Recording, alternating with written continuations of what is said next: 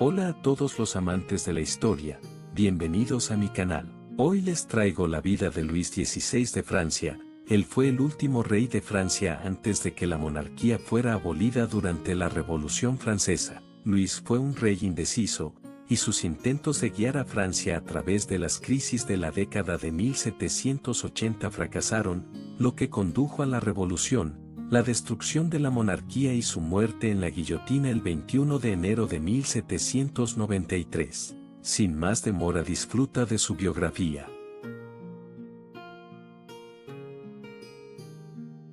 Luis Augusto nació el 23 de agosto de 1754, en el Palacio de Versalles, en Francia. Fue el tercer hijo del delfín, Luis Fernando de Borbón, y la segunda esposa de este, María Josefa de Sajonia, aunque ninguno de sus hermanos mayores sobrevivió a la infancia. A su nacimiento le siguieron los de dos hermanos menores, Luis Stanislas, conde de Provenza en 1755, el futuro Luis XVIII de Francia, y Carlos Felipe, conde de Artois en 1757, el futuro Carlos X de Francia. Los dos últimos hijos que se sumaron a la creciente familia del delfín fueron Marie Clotilde en 1759 y Elizabeth Philippa en 1764. Luis desde su nacimiento portó el título de Duque de Berry, debido a que no era seguro que sería heredero al trono de Francia. De niño, Luis Augusto era fuerte y saludable. Le gustaban los deportes físicos y solía ir de caza con su abuelo Luis XV y dos hermanos menores. También era bastante estudioso, destacando especialmente en sus estudios de latín, geografía e historia. Sin embargo, a pesar de estos rasgos, Luis Augusto claramente no estaba hecho para ser rey. Retraído, solitario y sin encanto, el joven duque de Berry a menudo se veía eclipsado por su hermano mayor, Luis José, duque de Borgoña, que ya mostraba signos de poseer la vivacidad y el carisma necesarios para ser un buen gobernante. Sin embargo, la muerte de Borgoña en 1761 a la edad de 9 años empujó a Luis Augusto al segundo lugar en la línea de sucesión. 4 años después, su padre sucumbió a la tuberculosis, la misma enfermedad que también se llevaría a su madre antes de que terminara la década. A la muerte de su padre, el 20 de diciembre de 1765, Luis Augusto, de 11 años, heredó el título de delfín, convirtiéndose en heredero del reino de Francia. En ausencia de una figura paterna, la responsabilidad de educar al futuro rey recayó en el duque de la Vauguyon. Vauguyon, un tutor estricto y conservador, impartió principalmente clases de religión, moral y humanidades, aunque no consiguió adaptarlas para que fueran más adecuadas para el heredero de Francia. De hecho, algunos historiadores atribuyen a la tutela de Vauguyon la futura indecisión de Luis Augusto como rey, ya que le enseñaron que la timidez era una virtud y que nunca debía revelar sus verdaderos pensamientos u opiniones a los demás. Luis Augusto se tomaría muy en serio este último consejo, lo que dio lugar a un gran debate sobre su nivel de inteligencia y sus pensamientos reales sobre la revolución. En 1768, para fortalecer la nueva alianza franco-austriaca, Luis XV dispuso que su heredero se casara con la archiduquesa austriaca María Antonia, hija menor de la emperatriz Habsburgo María Teresa I. La boda se celebró en Versalles 2 años después, el 16 de mayo de 1770, cuando Luis tenía 15 años y su novia 14. A pesar de usar la versión francesa de su nombre, María Antonieta, el pueblo francés no olvidaría los orígenes extranjeros de la nueva delfina y se referiría a ella despectivamente como la mujer austriaca. Todavía tímido y torpe, Luis no estaba dispuesto o no podía consumar su matrimonio el día de su boda, un deber conyugal que no cumpliría durante los siguientes 7 años. Además, el joven delfín a menudo actuaba con frialdad con su esposa, prefiriendo los paseos a caballo o las cacerías en solitario a su compañía. Esto causaría mucho dolor y vergüenza a la joven pareja, ya que su falta de hijos daría lugar al ridículo por parte de Luis Augusto y a rumores sobre la infidelidad y la depravación sexual de María Antonieta. La falta de hijos durante el matrimonio ha sido tema de debate durante mucho tiempo. Luis no era impotente, como se había pensado originalmente, ni tampoco sufría de fimosis, una condición física que le habría impedido mantener relaciones sexuales. No fue culpa de María Antonieta, que claramente quería tener un hijo. Algunos historiadores postulan que el celibato autoimpuesto de Luis XVI era un problema psicológico. El historiador François Furet sugiere que Luis tenía miedo de ser controlado y manipulado por su esposa del mismo modo que su abuelo había sido controlado por sus diversas amantes, la más reciente Madame du Barry. Sea cual fuere el motivo, la pareja no consumó su matrimonio hasta que el hermano de María Antonieta, José II, emperador del Sacro Imperio Romano Germánico, visitó París de incógnito en 1777. En una serie de cartas, José describió a Luis como bastante débil, pero no imbécil, afirmando que había algo de apatía tanto en su cuerpo como en su mente.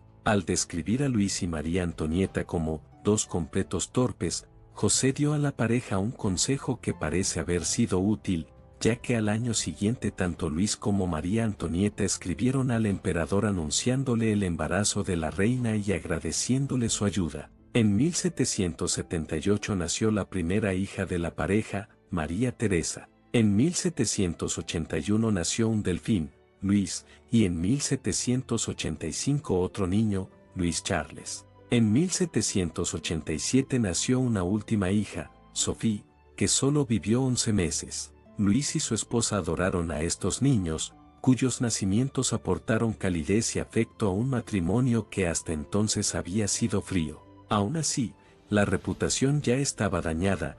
Luis se convirtió en el blanco de las bromas, mientras que la reina fue acusada de adúltera, y algunos llegaron a afirmar que los hijos reales no eran realmente del rey, sobre todo su hijo menor, Luis. María Antonieta también sería acusada de ser una derrochadora descuidada y una espía traidora, pero Luis continuaría defendiéndola a través de grandes escándalos como el asunto del collar de diamantes en 1786. El hecho de que Luis, visto como un rey moral, pudiera estar casado con una mujer como María Antonieta puso a muchos en su contra y aceleró su caída. El 10 de mayo de 1774, el rey Luis XV murió a la edad de 64 años. Con tan solo 19 años, Luis ascendió al trono como Luis XVI, rey de Francia y Navarra. Sin embargo, junto con el reino de su abuelo, Luis también heredó una enorme deuda estatal y problemas sociales que ya estaban socavando la estructura del antiguo régimen. La coronación oficial de Luis en Reims en junio de 1775 fue precedida por una ola masiva de disturbios por el pan conocida como la Guerra de la Harina, un presagio revelador de lo que estaba por venir. Los problemas que afrontaba el país eran graves y Francia necesitaba la guía de un líder fuerte y firme, el tipo de líder que Luis no era. Llegó al trono joven e impresionable, carente tanto de gracia social como de confianza en sí mismo. Ya era un hombre regordete, lento y miope que disfrutaba comiendo y bebiendo en exceso. Rara vez dejaba que se conocieran sus verdaderas opiniones, ni siquiera en sus diarios privados diarios, que se parecen más a libros de contabilidad que a cualquier otra cosa. Furet señala que el diario de Luis es un indicio revelador de su carácter, escribiendo que este diario nunca delata el más mínimo atisbo de emoción. El menor comentario personal revela un alma sin sentimientos fuertes, una mente perezosa por falta de ejercicio. La valoración de Furet puede ser un poco dura, ya que el rey ciertamente tenía sentimientos fuertes sobre algunas cosas. Sin embargo,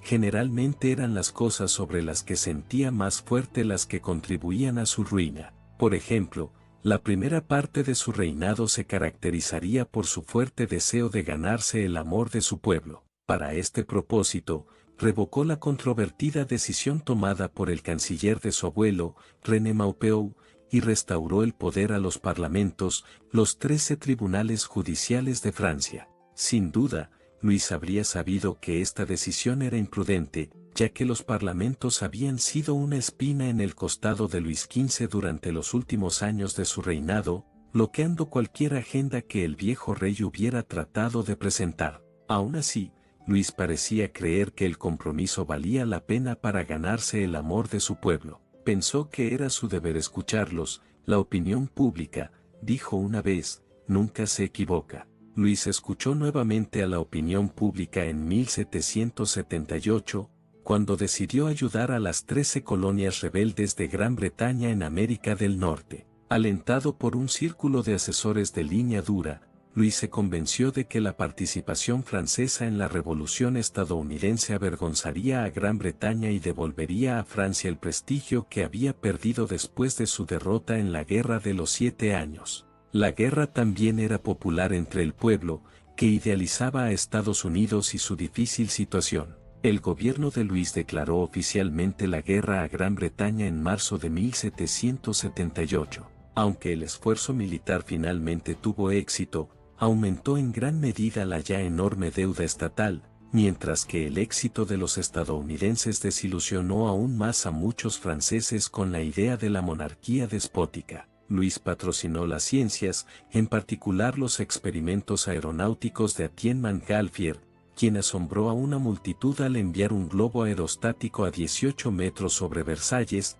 llevando una oveja, un pato y un gallo en su ceste. Pilatre de Roussier despegaría más tarde en un globo desde Versalles y permanecería en el aire durante 25 minutos. En 1785, el interés del rey por todo lo relacionado con la náutica lo llevó a encargar la circunnavegación de la tierra al explorador Jean-Francois de la Pérouse. Esta misma obsesión marítima lo llevaría a visitar el puerto naval de Cherburgo en 1786, donde se estaba construyendo un costoso puerto. Recibido con gran fanfarria y gritos de «¡Viva el rey!», Luis describiría más tarde su viaje a Cherburgo como uno de los únicos momentos en que fue verdaderamente feliz durante su reinado. A pesar de su devoto catolicismo, Luis también aprobaría el Edicto de Versalles en 1788, también conocido como el Edicto de Tolerancia, que restauró los derechos civiles a los protestantes franceses 102 años después de que Luis se los hubiera quitado y de la revocación del Edicto de Nantes. En la década de 1780, la crisis financiera se volvió imposible de ignorar. Los ministros de Luis XVI, que estaban preparando una lista de reformas financieras, se vieron frustrados por los parlamentos, que vieron una oportunidad de recuperar parte de su autoridad. La rebelión de los parlamentos de 1788 contribuyó a entrelazar las dificultades financieras francesas con la creciente agitación social, ya que la gente de todo el país pedía la creación de los Estados Generales, la reunión de los 3 estados de la Francia prerrevolucionaria, clero, nobleza y plebeyos. En agosto, Luis no tuvo más remedio que complacer.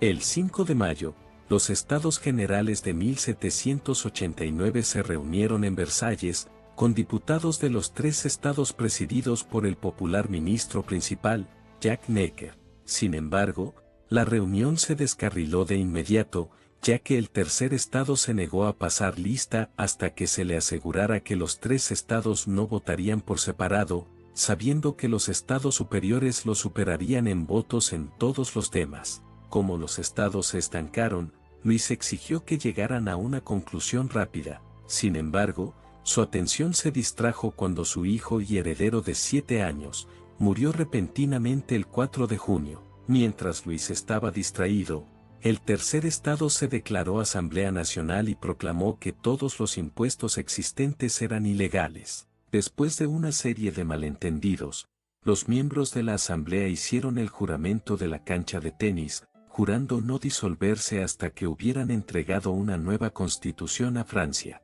La revolución había comenzado. Luis, sintiendo que el poder se le escapaba de las manos, decidió actuar. Ordenó que 30.000 soldados se desplegaran en la cuenca de París y despidió a los ministros reales que, según él, simpatizaban con los revolucionarios. Uno de ellos fue Necker, cuya destitución el 11 de julio fue demasiado para el pueblo. El 14 de julio, un ejército de los comunes parisinos tomó por asalto la Bastille, una fortaleza-prisión que simbolizaba el poder de la monarquía francesa. Tras la toma de la Bastille, Luis cedió, reinstaló a Necker y ordenó a las tropas que se marcharan de París antes de saludar al pueblo desde lo alto de un balcón para mostrar su supuesto compromiso con los objetivos de los revolucionarios. Otros realistas se sintieron más perturbados por la toma de la Bastille. El 16 de julio, el hermano de Luis, Artois, huyó de Francia junto con un séquito de partidarios.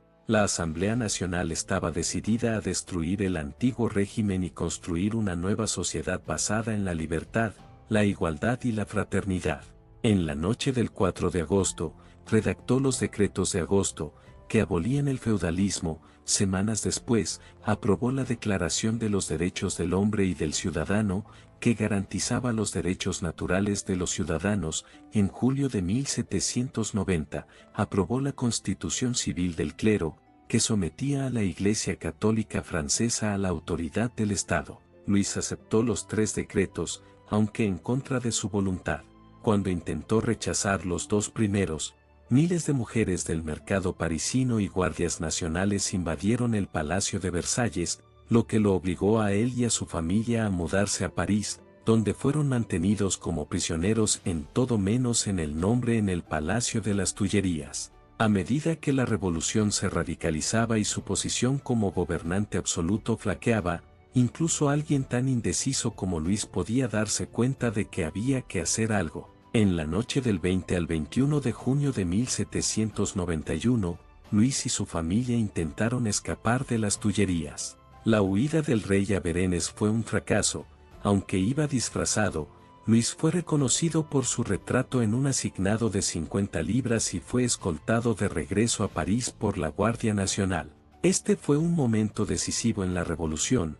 Antes de esto, muchos habían considerado al rey como un rey benévolo, que simplemente estaba siendo engañado por sus ministros corruptos. Ahora, estaba claro que el propio Luis era hostil a la revolución, ya que había dejado atrás un manifiesto que condenaba la revolución, sus objetivos y la Constitución. No habría vuelta atrás, ya que el pueblo pedía su destitución y crecían los gritos por la creación de una república. Durante el otoño y el invierno de 1791, la posición de Luis empeoró. En septiembre, consintió en la Constitución de 1791 y fue conocido oficialmente con el título monárquico constitucional de Rey de los Franceses, en lugar de su título absolutista anterior de Rey de Francia y Navarra. Confinados en las Tullerías, él y María Antonieta continuaron buscando la salvación en el extranjero, donde sus hermanos Artois y Provenza estaban reuniendo un ejército de emigrados, y donde el hermano de María Antonieta, el emperador austríaco Leopoldo II, se estaba volviendo cada vez más hostil a la revolución. En abril de 1792, las tensiones estallaron, ya que Francia declaró preventivamente la guerra a Austria y Prusia, dando inicio a las guerras revolucionarias francesas. Luis y María Antonieta esperaban que los austríacos pudieran prevalecer y restaurarlos en el poder. Esta esperanza sería en vano. El 10 de agosto de 1792, una multitud de parisinos irrumpió en el Palacio de las Tullerías, impulsados por el miedo a la amenaza del ejército extranjero de destruir la ciudad. Luis fue arrestado oficialmente 3 días después y encarcelado con su familia en el Temple, la fortaleza prisión donde pasaría el resto de su vida. El 21 de septiembre, la Asamblea declaró a Francia una república, y Luis sería conocido a partir de entonces simplemente como el ciudadano Luis Capeto. Tras el descubrimiento de sus cartas privadas en un cofre de hierro, el ciudadano Capeto fue llevado a juicio por traición en diciembre y declarado culpable en enero de 1793. La Asamblea decidió la ejecución inmediata. El propio primo de Luis estaba entre los que votaron por la muerte. Luis se despidió de su esposa y de sus hijos la noche del 20 de enero, prometiéndole a María Antonieta, entre lágrimas, que volvería a visitarlos a la mañana siguiente. Fue una promesa que no pudo cumplir. La mañana del 21 de enero, el ex-rey recibió la comunión a las 6 de la mañana, y pidió a su ayuda de cámara que le entregara su anillo de bodas a la reina y el sello real a su hijo. Fue conducido al cadalso en la Plaza de la Revolución, donde intentó dirigirse a las 20.000 personas que se encontraban en la plaza. Luis dijo lo siguiente: muero inocente de todos los crímenes de los que se me acusa. Perdono a quienes han provocado mi muerte y rezo para que la sangre que estáis a punto de derramar nunca sea exigida a Francia. El resto de su discurso fue ahogado por un repentino redoble de tambor. Luis fue atado a una tabla y empujado hacia adelante bajo la hoja de la guillotina. Después de que cayera, el verdugo levantó la cabeza cortada para mostrarla a la multitud que vitoreaba, que mojó papel y cintas en la sangre real como recuerdo. El rey tenía 38 años, su muerte fue un punto de inflexión importante en la revolución y las guerras que siguieron. Luis fue uno de los reyes que tuvo un trágico final, aunque es verdad que él estaba lejos de ser un buen rey, él no fue el 100% el culpable de la miseria que estaba pasando Francia, sino que todo fue producto del pésimo reinado de su abuelo Luis XV, y de la decadencia que lentamente iba golpeando más a Francia, aunque sí es verdad que Luis pudo modernizar Francia, aunque por querer conservar el poder, perdió la cabeza, y después de él comenzó la verdadera Revolución Francesa. Y bueno, espero que les haya gustado este video y adiós.